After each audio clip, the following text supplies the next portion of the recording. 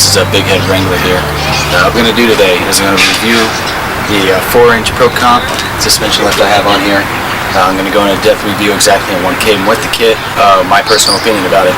I'm going to go over each component on it, so this will kind of give you a good idea. Alright, I'm going to pull off the tire. Just got to get this plastic cap off, undo the lugs, pull the tire off, and we'll get started.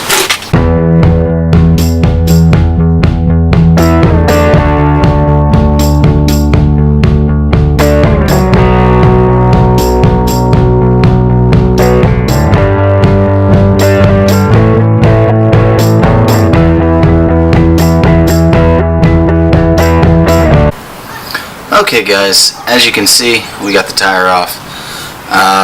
So what you're looking at right now is the front passenger spring and shock. So this lift kit came with 4-inch springs up front. Definitely a true 4 inches of lift, I must say. Here you have your ES 9000 hydraulic shock. It's I'd say it's a pretty standard shock that they offer with their kits. This is a stage 1. It's nothing, you know, super fancy, but it's a smooth ride down the road. Here, this is one of the brake line extension brackets they included in the kit. They give you new hardware here. You retain your factory hardware here. Like I said, I don't do a lot of major wheeling, so the extended brackets are more my thing. Down here there's a bracket that comes, where is it? Yeah, right here. Down here there's a bracket that's included with the kit. It allows to reposition your brake line here. So I felt that it was kind of necessary in my 2008. It lifted up this factory bracket here, and it obviously gives it the slack that it needs. So here you have your sway bar in link. It's an extension. They had to retain the factory hardware, so it is not a quick disconnect. Once I get the time, I might just do some quick disconnects from like Terraflex or something. Moving around, well, here's the front track bar, the adjustable front track bar.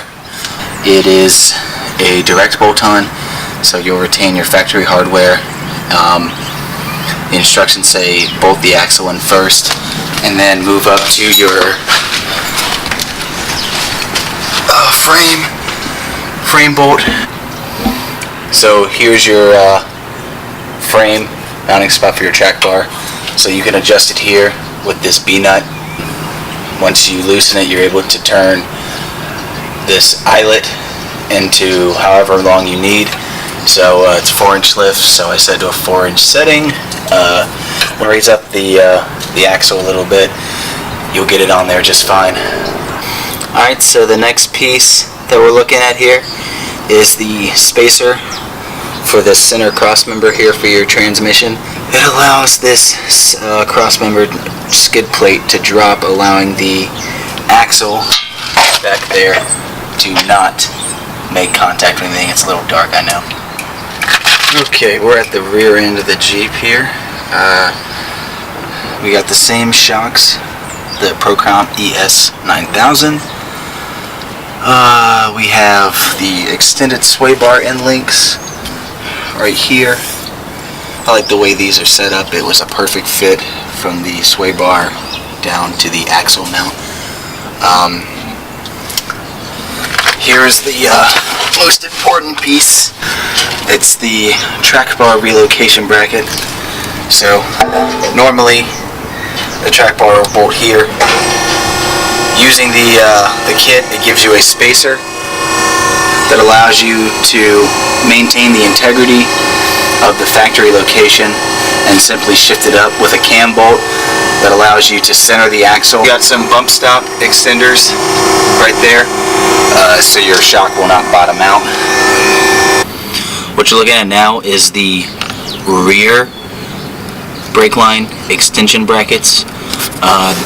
They maintain the factory hardware here and provide you with new hardware. Again, same as the front.